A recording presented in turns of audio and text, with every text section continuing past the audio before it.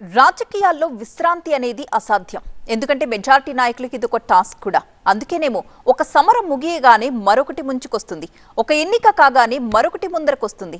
Same to same తెలంగాణలో కూడా అదే పరిస్థితి. అలా ఒక బైపోల్ ముగిసిందో లేదో మరో ఎన్నికల యుద్ధానికి సన్నద్ధమవుతున్నాయి ప్రధాన పార్టీలు.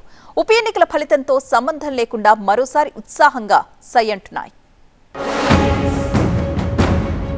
జూబ్లీహిల్స్ లో యుద్ధం ముగిసింది. ఇక లోకల్ ఫైట్ లో తేల్చుకుంటారా? స్థానిక సమరం మరో లెవెల్ ఉంటుందా? సంకేతాలు ఇస్తున్న ప్రధాన పార్టీలు.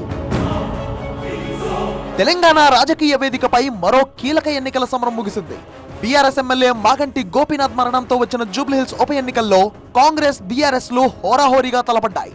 ఈ హై టెన్షన్ ఫైట్ లో కాంగ్రెస్ కు విజయం దక్కగా రెండో స్థానంలో సరిపెట్టుకుంది బీఆర్ఎస్. కాంగ్రెస్ అభ్యర్థిగా పోటీ చేసిన నవీన్ యాదవ్ దాదాపు 25,000 మెజారిటీతో గెలుపొందారు. త్రిముఖ పోరు తప్పదనుకున్న చోట బీజేపీ ఏ మాత్రం ప్రభావం చూపలేకపోయింది. భారీ అంచనాలతో రంగంలోకి దిగిన ఆ పార్టీ డిపాజిట్ కూడా దక్కించుకోలేకపోయింది.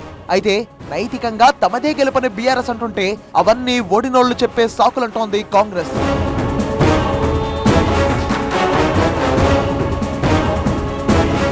జూబ్లీహిల్స్ ఫలితాలపై ఎవరి వర్షన్ ఎలా ఉన్నా తెలంగాణ రాజకీయాల్లో ఓ మహాయుద్ధం ముగిసినట్టు కనిపిస్తోంది. అయితే అప్పుడే మరో సమరానికి పార్టీలు పరస్పరం సయ్యంటున్నట్టుగా కనిపిస్తోంది. చాలా రోజులుగా పెండింగ్ లో పడుతున్న ఉప ఎన్నికల మీదే ఇప్పుడు అందరి దృష్టి కేంద్రీకృతమైంది. ప్రధాన పార్టీలన్నీ ఆ దిశగా అప్పుడే అడుగులు వేస్తున్నట్టుగా తెలుస్తోంది. ఇప్పటికే నోటిఫికేషన్ విడుదలై రిజర్వేషన్లపై కోర్టు తీర్పు కారణంగా వాయిదా పడిన లోకల్ బాడీ ఎలక్షన్ కు ఎప్పుడైనా నగారా మోగే అవకాశం కనిపిస్తోంది.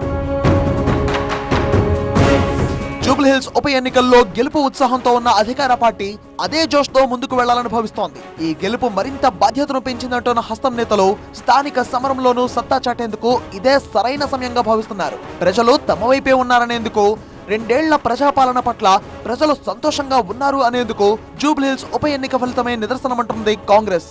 లోకల్ బాడీలోనూ హవా చూపించాలనుకుంటోంది. క్యాడర్ లో ఈ ఉత్సాహం మిస్ అవ్వకుండా ఉండాలంటే త్వరలోనే స్థానిక సంస్థలు నిర్వహించాలి అనే ఆలోచనతో కాంగ్రెస్ ఉన్నట్టుగా స్పష్టమవుతోంది. 17 తారీఖు రోజు కేబినెట్ సమావేశం ఉన్నది. కేబినెట్ సమావేశంలో మంత్రులందరూ సూచనలు తీసుకున్న తర్వాత స్థానిక సంస్థల ఎన్నికలకు సంబంధించి ఉన్న పరిణామాలు, న్యాయస్థానంలో ఉన్న అంశాలను వీటన్నిటిని పరిగణలోకి తీసుకున్న తర్వాత ఒక నిర్ణయానికి వస్తాం. సిట్టింగ్ స్థానమైన జూబ్లీహిల్స్ లో ఓటమి బీఆర్ఎస్ ను మరింత నిరాశలో కూరుకుపోయేలా చేసింది. ఇప్పటికే అసెంబ్లీ, పార్లమెంట్ ఎన్నికల్లో ఓడిపోయిన కారు పార్టీ ఆ మధ్య ఎమ్మెల్సీ ఎన్నికల్లో అసలు బరిలోనే దిగలేదు. అయితే సాధారణ ఎన్నికల తర్వాత వచ్చిన కంటోన్మెంట్, జూబ్లీహిల్స్ స్థానాల ఉప ఎన్నికల్లో వరుస ఓటములు ఆ పార్టీని మరింత ఇబ్బందికర పరిస్థితుల్లోకి నెట్టేశాయి. ఎప్పుడు ఉప ఎన్నిక జరిగినా తమదే గెలుపని చెప్పే ఆ పార్టీకి ఇప్పుడు సీన్ రివర్స్ అయింది. నెగ్గి తీరాలనుకొని అస్త్రశస్త్రాలతో రంగంలోకి దిగిన జూబ్లీహిల్స్ లోనూ ఊహించని పరాభవం ఆ పార్టీని ఢీలా పడేసింది. కాంగ్రెస్ ప్రభుత్వంపై తీవ్ర వ్యతిరేకత ఉందని చెప్పిన బీఆర్ఎస్ మాటలు అబద్ధమని జూబ్లీహిల్స్ ఉప ఎన్నికల ఫలితంలో తేలిపోయిందని వాదిస్తున్నారు హస్తం నేతలు. కానీ ఒక్క ఓటమితోనే కుంగిపోవాల్సిన అవసరం లేదంటున్న గులాబీ ముఖ్యులు మరో సమరానికి సై అంటుండడం ఆసక్తి రేపుతోంది. తెలంగాణలో అధికారమే లక్ష్యమంటున్న బీజేపీ జూబ్లీహిల్స్ ఉప ఎన్నికల్లో తేలిపోయింది. కీలకమైన భాగ్యనగరంలో ఆ పార్టీకి భారీ డిజాస్టర్ ఇది. అసెంబ్లీ, పార్లమెంట్ మొదలు ఇటీవలే ఎమ్మెల్సీ ఎన్నికల దాకా మంచి జోష్ చూపించిన కాషాయ సేన త్వరలోనే జరగబోయే స్థానిక సమరంలో సత్తా చాటి అధికారం వైపు అడుగులు వేయాలని భావించింది. కానీ అంతకు ముందే వచ్చిన జూబ్లీహిల్స్ ఉప ఎన్నికల్లో అనూహ్య పరాభవం ఆ పార్టీకి పెద్ద షాక్ అనే చెప్పాలి. అయితే ఒక్క ఓటమి తమను ఆపలేదంటున్న కమలనాథులు స్థానికంలోనూ సత్తా చూపిస్తామంటుండడం విశేషం.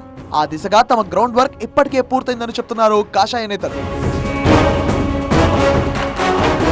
గెలుపోటములతో సంబంధం లేకుండా 3 ప్రధాన పార్టీలు మరో కీలక సమరానికి సై అంటుండడంతో మున్ముందు తెలంగాణ రాజకీయం మరింత హీట్ ఎక్కడం ఖాయంగా కనిపిస్తోంది. అసలే రాబోయేది అసలు సిసలు క్షేత్రస్థాయి ఎన్నికలు. ప్రజా నాడి తెలిసే ఎలక్షన్ కావడంతో బలమైన వ్యూహాలతో ముందుకు వెళ్తే తప్ప విజయం అంత ఈజీ కాదు. అందుకే ఇప్పటి నుంచే కథనోత్సాహంతో కాలు కదుపుతున్నాయి పాలక ప్రతిపక్షాలు.